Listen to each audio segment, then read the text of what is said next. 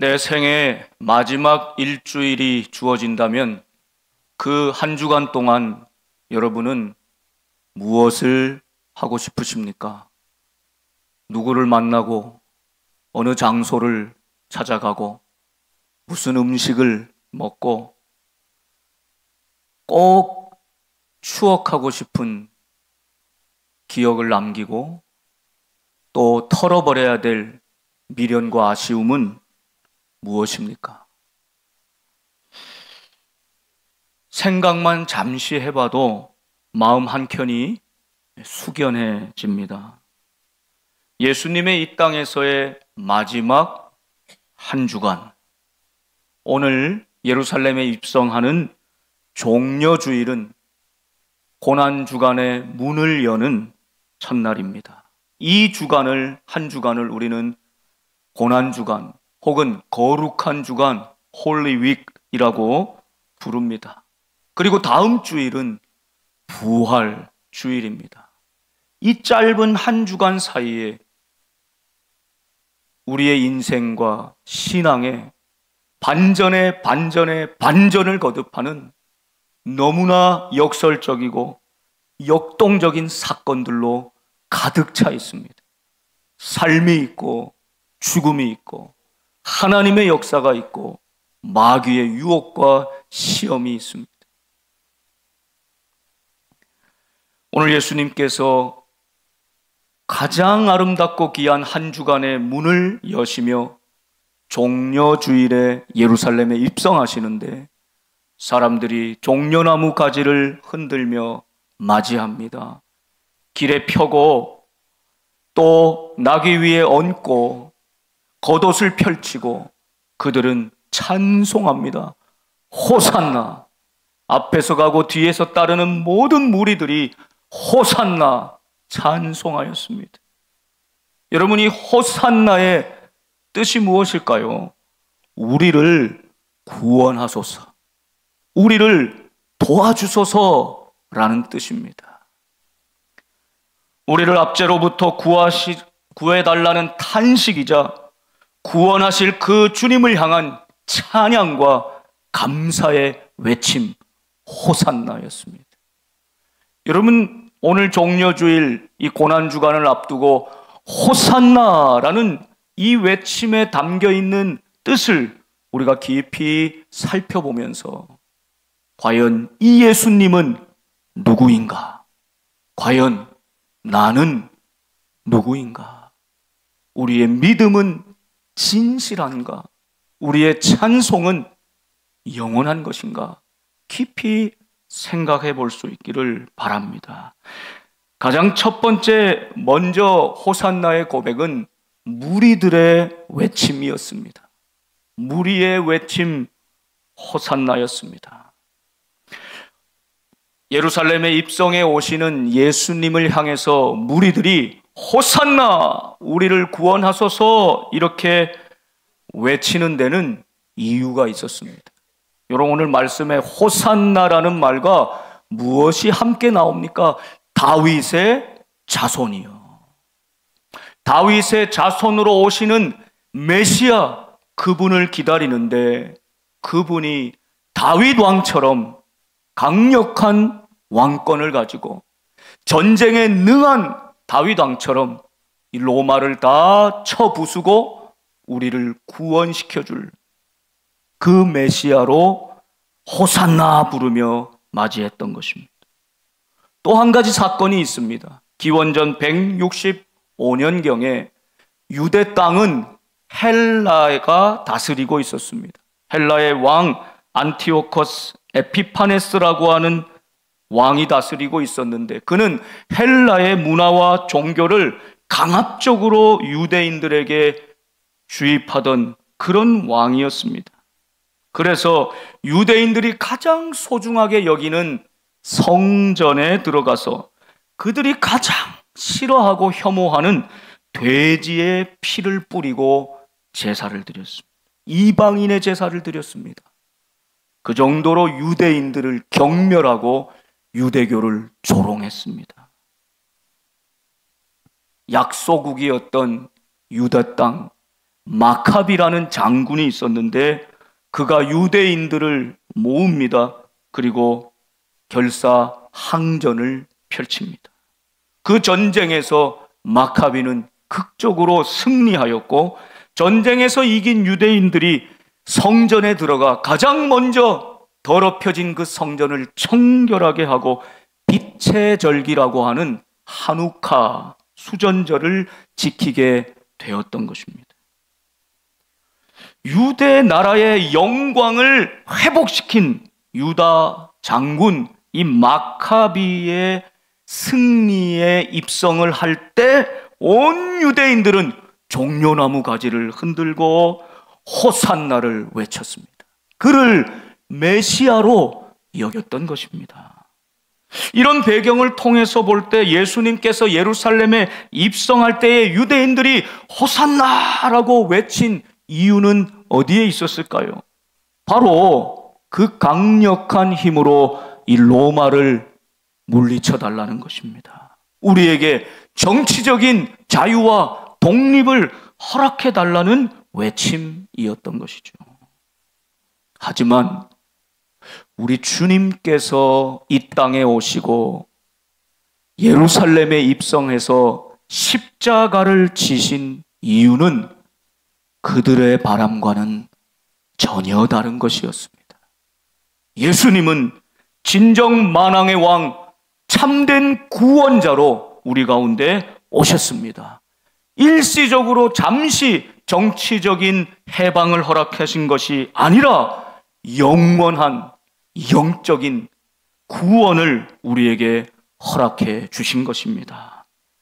그러므로 오늘 우리가 호산나 외치며 찬송할 때 잊지 말아야 될 가장 중요한 사실은 우리는 이 주님으로 말미암아 구원받았다는 사실입니다. 죄로부터 구원받았습니다. 죽음의 권세로부터 구원받았습니다. 우리의 삶의 두려움과 불안으로부터 놀라운 구원이 주어졌습니다. 그래서 우리는 호산나, 우리 주님을 향하여 찬송하는 것이죠. 두 번째, 이 무리들의 호산나, 사람들의 호산나 찬송뿐만 아니라 피조물들도 주님을 향하여 호산나 찬송하였습니다. 주님이 예루살렘 입성하실 때 제자들과 무리들이 호산나 찬송합니다. 그때 누가복음 19장 39절 40절 말씀을 보시면 바리새인들이 주님께 와서 꾸짖습니다. 무리 중 어떤 바리새인들이 말하되 선생이여 당신의 제자들을 책망하소서 하거늘 예수님이 뭐라고 대답하십니까? 내가 너희에게 말하노니 만일 이 사람들이 침묵하면 돌들이 소리 지르리라 하시니라. 돌들이 찬양한다, 돌들이 소리를 지른다라고 말씀하십니다. 모든 피조물들이 비록 인간과 똑같은 방식으로 찬양하는 것은 아니지만 창조주 하나님께서 만들어주신 대로 모든 피조물이 주님을 향하여, 만왕의 왕 그분을 향하여 찬송한다는 것입니다.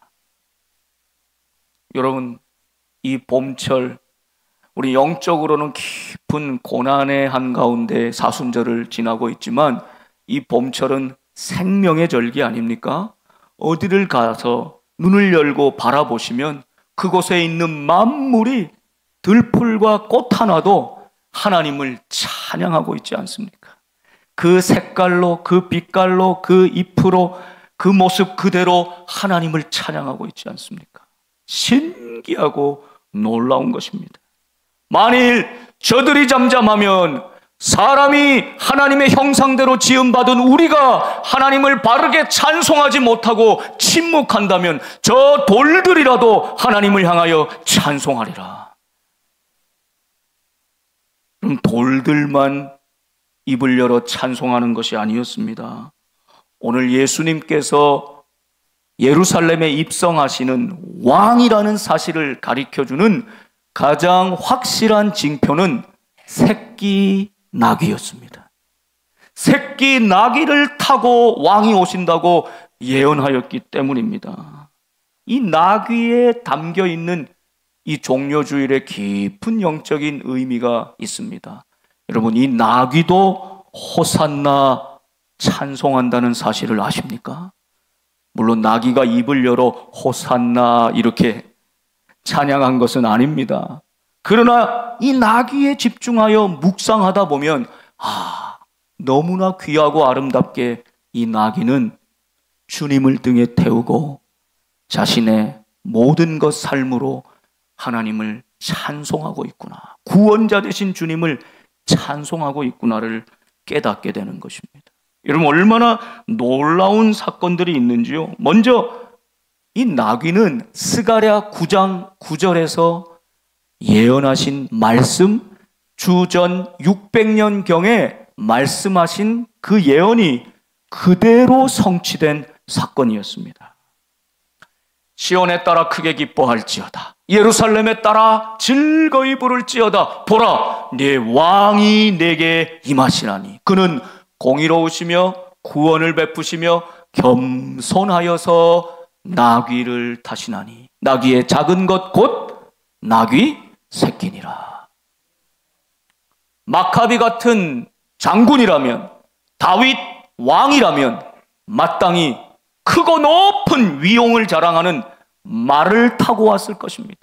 그것도 희귀한 백마를 타고 왔을 것입니다. 그런데 인류를 구원할 하나님의 아들, 유일하신 왕, 구원자 예수 그리스도는 나귀를 타고 오신다. 심지어 새끼 나귀를 타고 오신다. 사람들이 보기에는 너무나 우스꽝스러운 모습이었지만 바로 그것이 구약에 말씀하신 대로 우리를 위해 구원하러 오신 예수 그리스도, 그분을 가리키고 있는 것입니다. 나귀를 타고 오신 왕의 모습은 우연히 돌발적인 사건이 아니라 하나님의 말씀의 응답이었던 것입니다. 또한 더 놀라운 사실은 주님께서 제자 둘을 보내시고 그 나귀를, 묶여 있는 나귀를 풀어 데리고 오라 말씀하시죠. 여러분, 그때 누군가 뭐라고 말을 하거든 주님이 딱 한마디만 해라 말씀하십니다. 뭐라고 하십니까? 주가 쓰시겠다 하라. 여러분, 가만히 한번 생각해 보세요. 여러분이 나귀의 주인입니다. 갑자기 낯선 사람이 오더니 내 나귀를 풀어 가지고 가려고 해요. 여러분, 어떻게 하시겠습니까? 저 도둑들 잡아라 하지 않겠습니까? 주가 쓰시겠다 하라. 그 무슨 말이요? 하고 값은 치르고 가라고 하지 않겠습니까? 그런데 오늘 놀랍게도 주가 쓰시겠다, 이 말씀 앞에 더 이상 어떤 이유를 묻지 않고 따지지 않고 순순히 그 나귀를 내어 줍니다. 우리 인간의 지혜로는 알 수 없는 놀라운 하나님의 이 구원의 역사가 이 나귀를 통하여도, 그 주인을 통하여서도 준비되었다는 것을 보여주는 것이죠. 세 번째 더 놀라운 것은 이 나귀는 아무도 타본 적이 없는 새끼 나귀였습니다. 그런데 예수님께서 성인 남성이 올라타실 때 가만히 있었을 뿐만 아니라 예수님이 가시고자 하는 방향으로 뚜벅뚜벅 걸어갔다는 것입니다. 여러분, 나귀나 말 같은 짐승을 조금이라도 아시는 분은 이 사건 자체가 놀라운 기적이라는 것을 생각할 수 있습니다. 길들여지지 않고 훈련받은 적이 없고 한 번도 사람을 태워보지 않은 나귀가 어찌 사람을 태우고 그 원하는 곳으로 순종하며 걸어갈 수 있겠습니까? 이 나귀의 모습을 통해서 하나님께서는 진정 구원자 되신 주님을 모신 이 피조물이 얼마나 아름답고 존귀한지, 주님 뜻대로 쓰임받는 삶이 얼마나 귀한지를 이 나귀를 통해 보여주시는 것 아닙니까? 나귀는 온몸으로 구원자 되신 주님을 찬송하고 있는 것입니다. 피조물의 순종과 헌신을 이 새끼 나귀를 통하여 우리에게 보여주시는 것이죠. 주님을 보면서 돌들도 찬양합니다. 나귀도 찬양합니다. 메시아의 오심을 그렇게 온몸으로 찬양하는데, 만일 하나님의 형상대로 지음받은 우리가, 주님의 은혜를 받았다고 하는 우리가, 주님의 구원을 안다고 하는 우리가 나를 위해 대신 죽으시고 나를 위해 철저하게 낮아지신 그 주님을 온전히 찬송하지 않는다면, 호산나 외치지 않는다면 인격 없는 피조물들보다 못한 것 아니겠습니까? 이 귀한 종료주일에 우리는 우리의 입술의 찬송뿐만 아니라 우리의 삶으로 순종의 찬송, 겸손의 호산나로 주님께 영광 올려드리고, 주님을 모시는 그 순종으로 여러분의 삶에 주님의 뜻을 이루어 나가는 복된 삶이 되시기를 간절히 축복합니다. 이 나귀와 관련된 재밌는 전설이 전해져 오지요. 이 나귀가 이제 이 예루살렘 입성하던 날을 잊지 못하는 거예요. 그날 온 사람들이 와가지고 막 종려나무 가지를 흔들고 자신들의 겉옷을 펼치고 막 절을 하고 막 큰 소리로 찬양을 하고, 이게 다 자기를 향한 건 줄 아는 거예요. 야, 이놈의 인기. 그러면서 며칠 후에 예루살렘 거리에 혼자 딱 나가본 거예요. 어떤 장면을 기대했을까요? 종려나무 가지를 흔들고 겉옷을 펼치면서 막 사람들이 모여들어서 큰 소리를 외치는 그 호산나 소리를 생각하면서 탁 예루살렘 거리에 나갔는데요, 아무도 안 알아보더라는 거예요. 길 지나가는 사람들이 오히려 막 발길질을 하고 때리면서 이놈의 나귀가 길을 비키라고 막 때리는 겁니다. 나귀는 불평하고 원망하기 시작했습니다. 아니, 어떻게 며칠 전에 나를 그렇게 환대하더니 며칠 지났다고 이렇게 못 알아보는 거야. 엄마 나귀가 새끼한테 그러더라는 겁니다. 사람들이 그렇게 환호하고 옷을 깔고 종려나무까지 흔들며 찬송을 부른 이유는 너 때문이 아니란다. 너 위에 타고 계신 예수님, 그분 때문이란다. 여러분, 우리는 이 새끼 나귀도 깨달을 이 진리를 때때로 망각하며 살아가지 않습니까? 내가 잠시 누리는 인기와 명예, 그 잠시 누리는 권력, 잠시 주님께서 맡겨주신 물질을 가지고 내 마음대로 내 뜻대로 마치 내 것인 것처럼, 다 나 때문인 것처럼 우쭐하고 교만하여 살아갈 때가 얼마나 많습니까?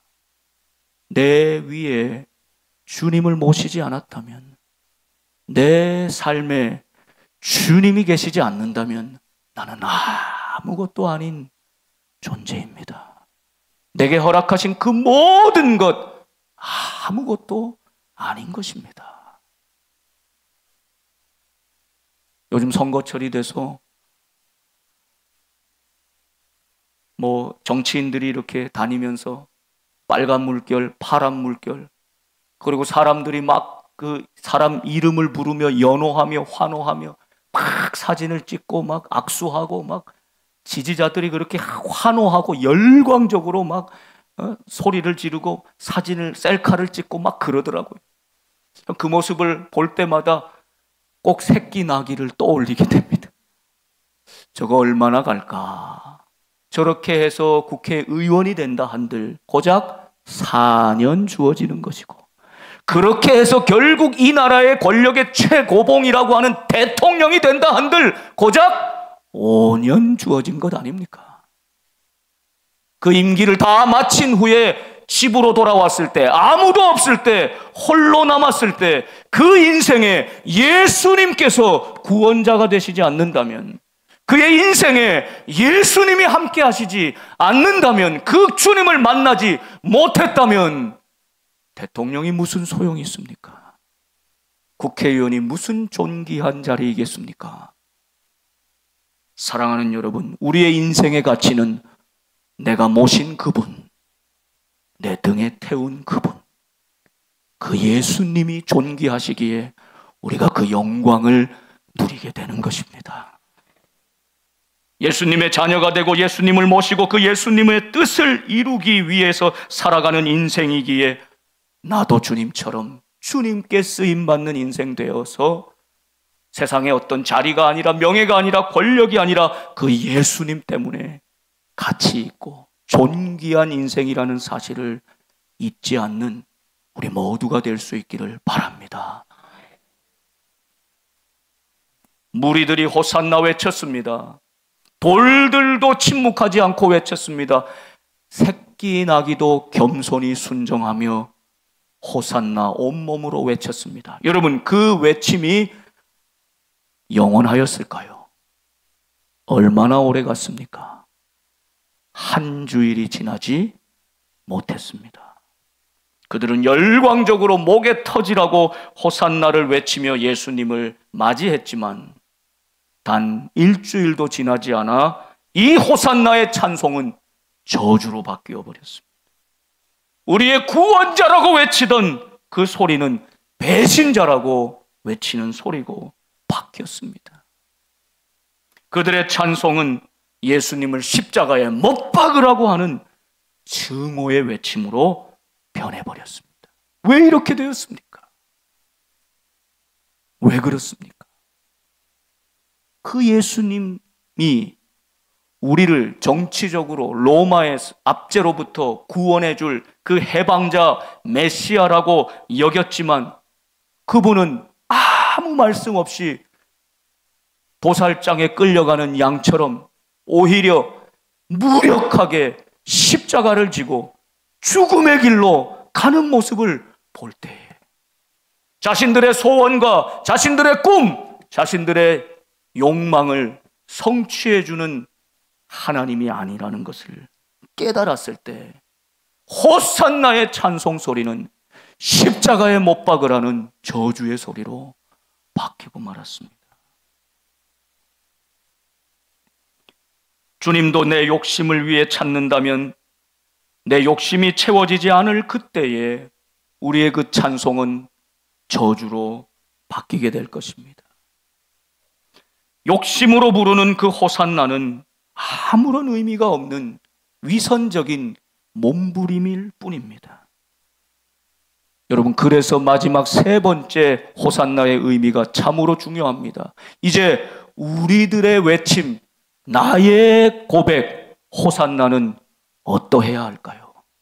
여러분, 그 당시 예수님 당시의 무리들만 이렇게 예수님을 열광적으로 호산나 불렀지만 일주일도 되지 않아 저주하고 십자가에 못 박으라는 배신자라고 외치는 이런 모습으로 변질되었습니까? 오늘 우리의 삶은 어떠합니까? 나는 어떠합니까?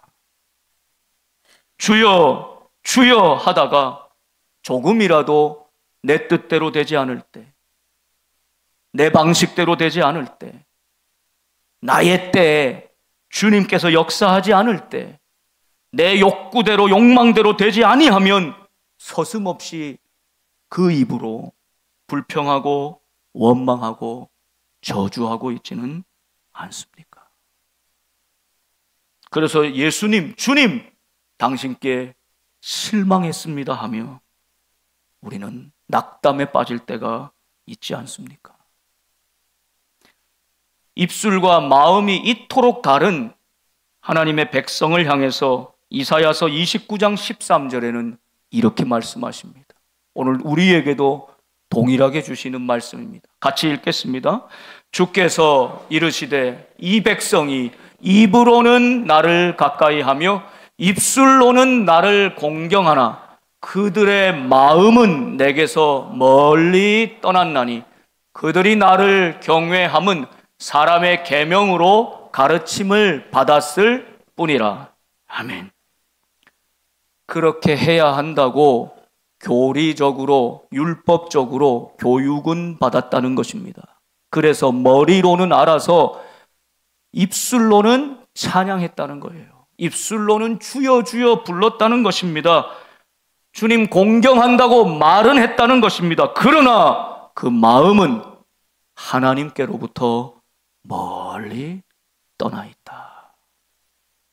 진정으로 하나님을 경외하고 사랑하는 마음은 없이 입술로는 호산나를 외쳤다는 것입니다.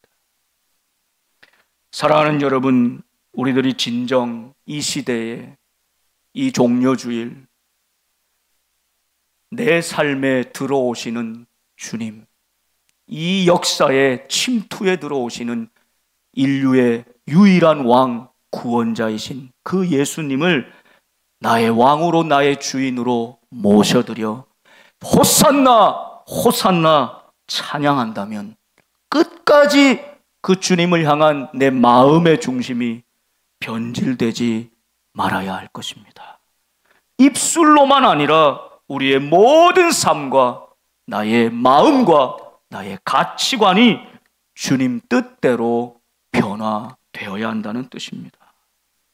그럴 때 우리들의 호산나는 입술의 찬양뿐만이 아니라 우리의 삶으로 드리는 고백이 될 것이고 영원히 변치 않는 믿음의 찬양과 고백, 감사의 외침이 될 것입니다. 그때 비로소 주님은 호산나를 호산나로 영광 받으실 것입니다. 지난 주간에는 참 뜻깊은 일들이 많았습니다.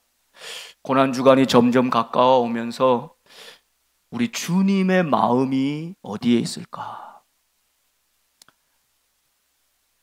그것을 생각하면서 지난 수요일에는 우리 목사님들, 장로님들 몇 분과 함께 저 연신내 쪽에서 한 6년 전부터 그 최운영 목사님이란 분이 따뜻한 밥상이라고 하는, 처음에는 한 끼 식사를 마음껏 못하는 그분들에게 그저 무료로 나눠주기보다는 최소한의 자존심을 세울 수 있는 3,000원이란 가격을 책정하고 아주 풍성하고 맛있는 김치찌개, 메뉴가 한 가지밖에 없어요. 그것으로 이 청년들을 위한 식당을 마련했는데 가서 보니까 뭐 남녀노소 많은 분들이 오십니다. 대부분 홀로 식사하시는 혼밥족들이 많으시더라고요. 해마다 쌀을 기증해 주시는 우리 집사님도 계셔서 그날 저희들이 무거운 쌀을 들고 갔지만 가벼운 마음으로 함께 그 사랑을 나누었습니다. 6년이 지나는 동안 13개 따뜻한 밥상이 곳곳에 생겼고요. 지금도 배우고 삶의 현장 그 자리에서 묵묵히 먹을 것을 주며 선교하고 섬기는 주의 종들이 새로운 모습의 교회들로 자리 잡고 있다는 것입니다. 얼마나 감사한지. 목요일은 신학교 후배들이 사경회 하는 데 가서 함께 은혜도 나누고 또 사랑도 나누고 섬기고 돌아왔습니다. 여러분, 소망이 없다, 한국교회 참 미래가 불투명하다 하지만 신학생들 여전히 하나님 앞에 정말 뜨겁게 온몸으로 찬양하며 삶으로 영광 돌리기 위해 기도하고 애쓰는 모습을 볼 때 희망을 발견하게 되었습니다. 금요일에는 저 먼 땅 카자흐스탄 침케트라는 곳에서 11명의 우리 중고등부 자녀들 선교사님 부부가 함께 오셨어요. 우리 선교부에서 따뜻하게 맞이하고 또 함께 탐방도 하고 금요 심야 기도에 같이 간증하고 찬양하고 함께 은혜를 나누었습니다. 그들의 눈망울이 얼마나 맑고 빛나는지 몰라요. 아무도 자녀들은 없던 어르신들만 몇 명 있던 그 교회에 이 선교사님들 가셔서 12년 동안 묵묵히 씨를 뿌리고 기도할 때 자녀들이, 젊은이들이 예수님 복음을 듣고 교회로 모이고 말씀을 가르치고 말씀을 암송하고 뜨겁게 찬양하는 그 모습들을 보게 되었습니다. 여러분, 주님의 마음이 있는 곳에 우리의 마음이 함께 할 때 우리의 삶에 진정한 호산나 찬송이 울려 퍼지게 될 것입니다. 우리의 입술로만, 예배 때만, 찬송할 때만 호산나가 아니라 우리의 마음으로, 우리의 삶으로, 우리의 중심이 주님이 머물고자 하는 그곳에 함께 할 때 거기 기쁨이 있습니다. 거기 은혜가 있습니다. 내 재정이 마이너스가 되는 것이 아니라 오히려 하나님 보실 때 플러스가 되는 것입니다. 우리 모두 주님께서 고난받으시기 위해 십자가로 가까이 나오시는 이 귀한 종료주일, 주님만이 주시는 구원의 감격을 영원토록 찬송하며 모든 피조물도 함께 드리는 순종의 찬송으로 함께 나아가고 우리의 온 삶으로, 마음으로 호산나를 크게 외치며 찬양하는 우리 모든 복된 성도들이 되기를 주님의 이름으로 축원합니다. 기도하겠습니다.